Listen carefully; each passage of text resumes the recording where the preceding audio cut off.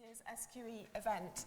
I'm going to say very, very few words at the start of this morning before I hand over to lots of other people, part of the team who are getting ready to deliver SQE, and I'm sure you'll be very interested to hear from them. A couple of pieces of housekeeping before we kick off. First of all, no fire drill expected, so if the fire alarm goes off, it's the real thing, and we need to leave the building and congregate on the grassy square outside the building.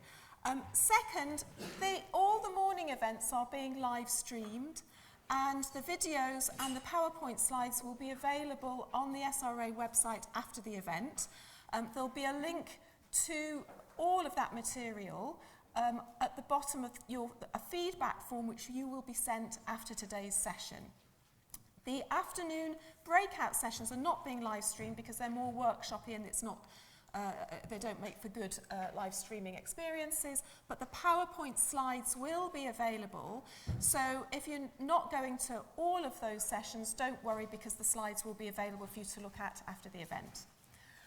Right, okay, so I, by way of introduction, wanted very briefly to update you on what's happened this year and to introduce you to some of the team who are involved in the SQE development.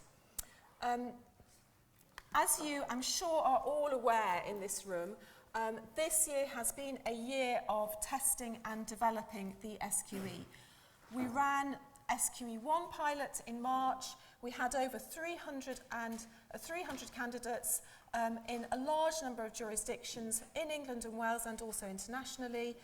And the results of that pilot will be used together with expert advice and stakeholder input to make final decisions about SQE design. And there'll be more about those findings later on this morning. In October, we published the final specification for the functioning legal knowledge assessments. And December, just yesterday, we published the sample questions. So I don't know if, so some nods in the room, so some people clearly have already found those, which is great. They were used in the SQE1 pilot and also in the SQE2 pilot, which completed just on Sunday just gone. So that's why we published them yesterday. And again, the results of the SQE2 pilot will be used with data and QLTS data, expert analysis and stakeholder input to revise SQE2 design. So we're progressing through all of that. What about next year? Well, the first thing to say is if you want to find out more or have questions that you want to explore about the suite of sample questions that we've just published, there will be a webinar on the 15th of January, so put that in your diaries if you're interested to hear more about that. And we have always said that we want to create what at the moment we're calling a community of interest. Please let us know if you've got a snappier title for that than a community of interest, but it's a forum where CAP planners, assessment deliverer and training providers can meet together to explore and understand better how the SQE works, an opportunity to discuss issues around the SQE. So we're expecting to start running that forum in 2020, and we will let you know when the first meeting will happen. SQE2 pilot has just completed, as I said. It'll take us some time to go through the marking process, and then on top of that we have to analyse the results and what that is telling us about the assessment. We're planning to complete that process and publish a final assessment design June, July. We think it'll take a good 6 months to go through that process. Then we make our application for the Stage 2 LSB approval in the summer, and we expect that to be a 3-month process. Now, I said I wanted to introduce people to the team of expertise that we have available to help us deliver the SQE. And we've got a range of experts, a range of expertise available to us. First of all, CAPLAN have got in their team a range of expert psychometricians These are some of the names: Dave Swanson, Susan Case, Richard Wakeford.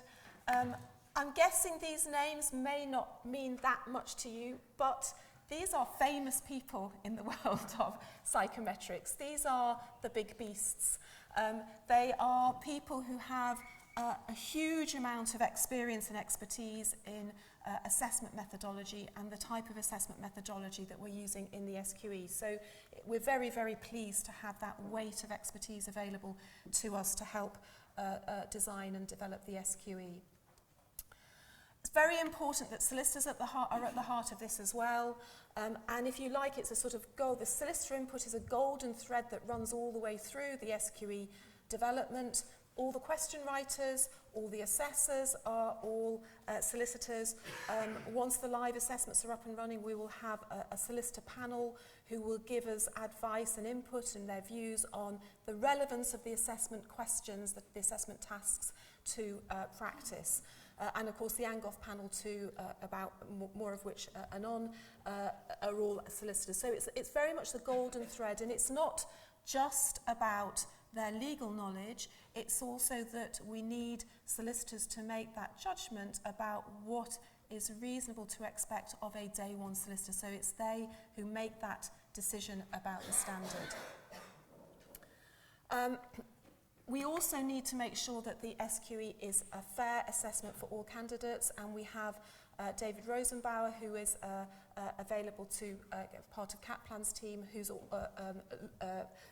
who will be advising on that. And actually David will be here this afternoon at the EDI session, so there will be an opportunity for you to meet him there. And we also have SRA oversight of the process through our own expert psychometrician and through Jeff Coombe, who is sitting on the other side of the stage. And I'm not saying more about Jeff because Jeff will introduce himself in just a moment. So that's just an example of the range of expertise that we have available to us. And as I say, in a moment I'm going to hand over to Jeff, but before I do that, I'd like Claire to come up just to say a brief word of welcome.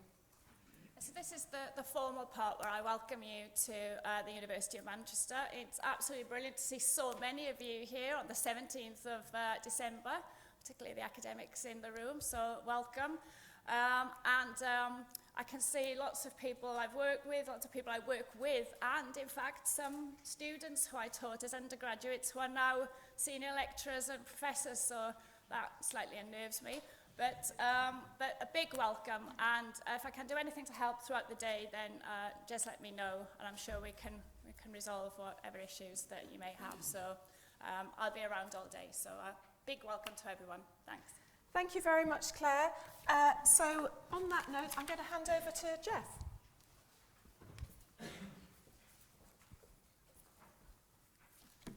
Thank you. Good morning, everyone.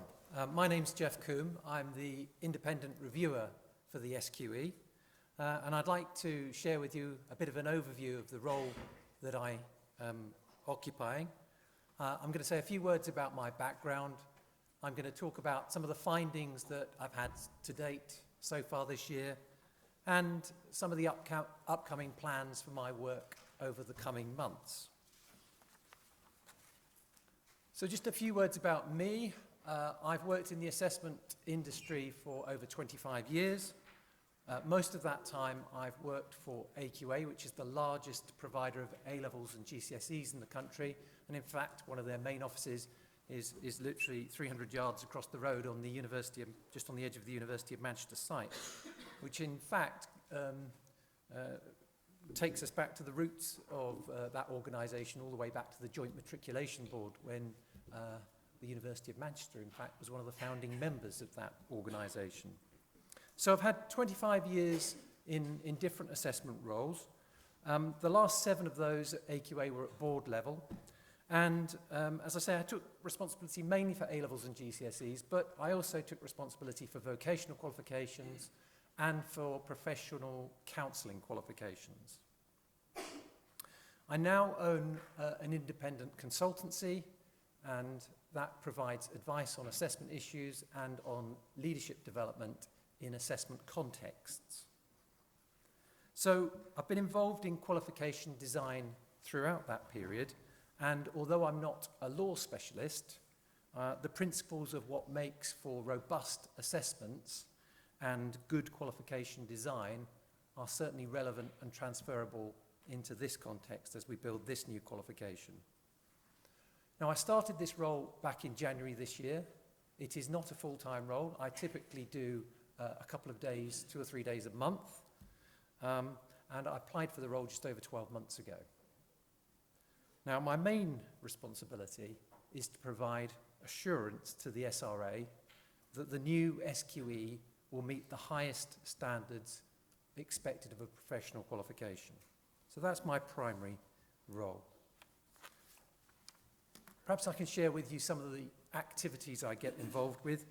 Essentially, my role involves gathering evidence and also, especially in the design stage, exploring ideas for how the design of the SQE qualification can deliver those highest standards in a way that is safe, practicable, and cost-effective. So I get involved in site visits and observations. So, for example, last week I spent 3 days observing the SQE2 pilot. On Wednesday I was observing actor assessors being trained and standardised. On Thursday I observed solicitor assessors being trained and standardised. And on Friday I observed the candidates actually going through their assessments. I also take part in planning discussions, and I review documentation and data analyses produced by CAPLAN and the SRA. So I've already published my first report on the SQE1 pilot. That was published in July, and I will be publishing a second report on the SQE2 pilot in late spring 2020. So in that assurance role, I look to offer advice to SRA and to CAPLAN on how to most effectively deliver a successful outcome for the SQE. So my role is essentially one of audit and assurance, and I make those recommendations based on the experience that I've gathered over the years and a network of assessment specialists that I have access to. So if I just reflect on the main headlines from the SQE1 pilot from my perspective, the first is that the functioning legal knowledge assessments worked well. The use of best answer questions allowed a range of scenarios to widely assess candidates' knowledge and its relevant application. But it's fair to say that the pilot candidates did not find those assessments particularly easy. Typically, only about 50% of the marks of the questions were answered correctly. But we've always got to remember in a pilot that the preparation of candidates and the motivation of candidates is going to be different to a live context. So it's likely that the live performance data would improve.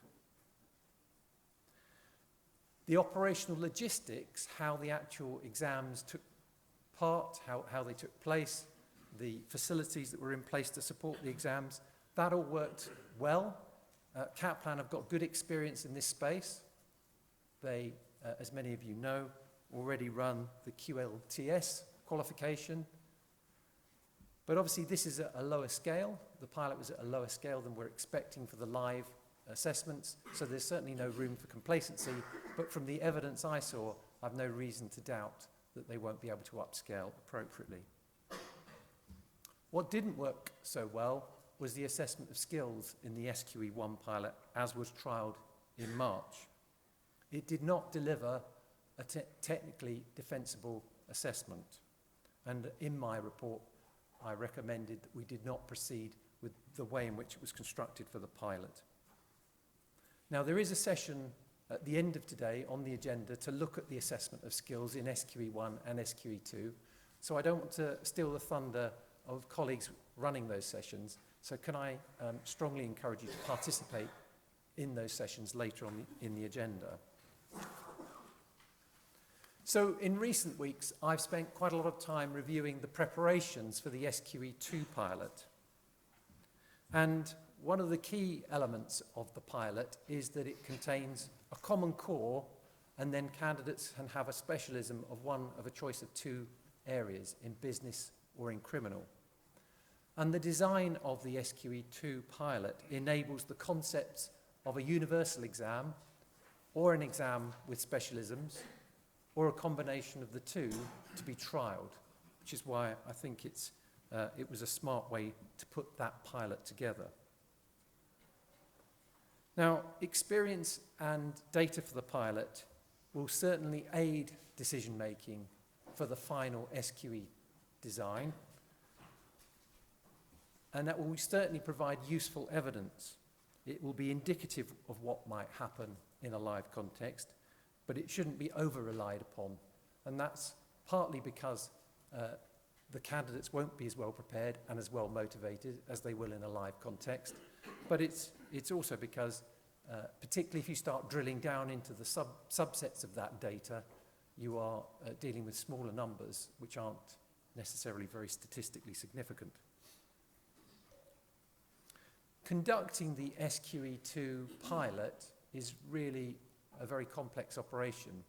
It involves getting the relevant candidates, the relevant actor assessors, the relevant solicitor assessors in the right place at the right time for a wide range of practical and written activities. Each candidate has to undertake 14 tasks. Now, despite those complexities, what I observed last week in the Euston venue, I thought showed some excellent practice. And I'm sure that if we are as well prepared in the live SQE as we were last week, that it should work very well. But, of course, there will be an opportunity for each of the assessors and each of the candidates that were involved in the pilot to offer views, and that evidence is really quite important. That survey that's going to take place, asking for their feedback on their experiences of the pilot, is another key bit of evidence that we will need as we construct the final SQE.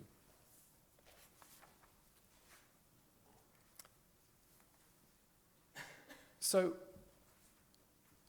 as we look to the future, I want to talk about the next steps for my report for the SQE2 pilot. So, my role is to gather evidence, and these are the types of questions that I will be seeking to gather evidence for to test how well the SQE2 pilot has worked. And that will then allow advice to be offered for the live SQE design and for ongoing SQE2 activities. And my concern is that as far as possible in the pilot and through the relevant stakeholder feedback, including the feedback from those that participated in the pilot, there's evidence that provides a positive response to each of these questions. So to take one of these questions as an example, there's a question there about, did everyone get a very similar assessment, or were they assessed in a very similar way? Now, in any high-stakes professional qualification, we want to ensure that all candidates get a very similar or as near to identical assessment as possible. So if you have an examination which has specialism in it, which has candidate choice in it, then it's really important that candidates taking one specialism get a similar experience to candidates taking another, and that they receive assessments of equal demand, or if they do not, that we have a really secure method to ensure that no one group of candidates is advantaged or disadvantaged purely by the choice of specialism that they take. So that will be a key area that I will be looking to gather evidence for as we prepare for the final SQE design. So a defensible assessment model, both in theory and in practice, is what the SQE2 pilot is helping to provide evidence for to enable those final design decisions. So, just taking a step back from all of this, just for a moment, why do we do assessment? Well, assessment is there to enable a decision to be taken. In this case, it's a very important, very high-stakes decision about whether a solicitor should be qualified to practice or not. Now, in order to settle on the final SQE design, the evidence from the pilot, including the evidence from the people that took part in the pilot, the evidence from relevant assessment research and academic literature, and evidence from similar high-stakes professional contexts, such as in the medical profession, are all relevant. Though those types of evidence will all be useful as we finalise the SQE design. So my job, and that of the relevant SRA and CAPLAN folk, many of whom you will see here today, is to ensure that the outcome is fair, defensible, and will command public confidence. And it's important that this does this not just in the first year that we set the first grades for the SQE, but that can be maintained on an ongoing basis, year on year after that. Thank you very much. Thank you. Jeff is able to answer questions. I don't know if anybody has any questions that you'd like to ask at this stage. Yes. I think there's a microphone just coming to you, so if you'd be kind enough. And can I suggest before that you introduce yourself before you ask your question? Hello, it's Jonko from London South Bank University. Thanks, Jeff, for giving a survey of your assessments. Could I ask a question about the skills assessment, SQE Part 1? Could you say a little bit about what skills were assessed? And secondly, what concerns were raised from your assessments? I know you're going to talk later, but could you say a little bit more now about that? I'm going to ask for Eileen's help here from CAPLAN. Can we have another microphone down here for Eileen? She's been strategically placed on the front row in case I've got questions that might be more easy for CAPLAN to give you a more specific answer. Good exercise for our microphone runners. Is that working? Yeah. Can people hear Eileen from that? Hello? Yeah. The exercises that were assessed were legal research and legal writing. And the main concern was that it wasn't reliable and it wasn't accurate because there were too few stations in it. There were just 3 assessment points. And I'm going to say, when I talk about assessment methodology, about what reliable and accurate in this, what we mean by reliable and accurate in this context, but it essentially means if they took another 3 stations, would they get the same results or not? And for a professional licensing exam, you need to get the same results because you don't want people to sort of qualify by luck and then the next time they wouldn't have qualified. Does that make sense? I'd say stations. By stations we mean sort of exercises, really. So there was 1 legal research and 2 legal writing exercises. Sorry, yes. So this is a problem that's not going to go away. What's going to assess this? Well, SQE2 has got 14 stations, and it goes away if you have more stations and a longer exam. So they are incorporated into SQE2. I don't want to sort of step on what they're going to do later. The way you can incorporate it into SQE1 and with a short exercise and still make it reliable enough is to have an MCT plus skills as a single pass-fail point. Yeah. So just to reinforce that, there's a whole session this afternoon. It's the last session of the day where we'll look at these questions in a lot more depth.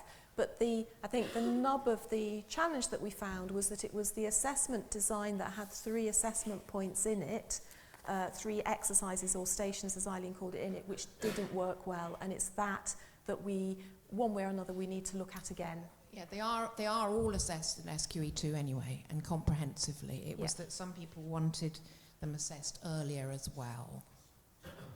Anyone else? Any other questions? Yes, there's a hand here. Sarah Hutchinson from Barbary. Jeff, you mentioned that there were a number of quality assurance issues that you were considering for SQE2. Is scalability on that list of criteria? Very much so, yes. And as I said, it's a complex thing to do, the SQE2 assessment. But again, the experiences that I took from observing these activities taking place on Friday actually gave me a huge amount of confidence that Kaplan and colleagues have the capability to scale up for the live exam. So I certainly haven't seen any evidence yet that there are issues there, but I'm going to keep looking. Anyone else? That's fine. We've got a very, very full agenda, so I'm very happy to move on at this point to the next event on the agenda this morning, and there'll be plenty of time to ask questions as the day progresses. So can I ask the members of the panel to come up and take their seats at the front?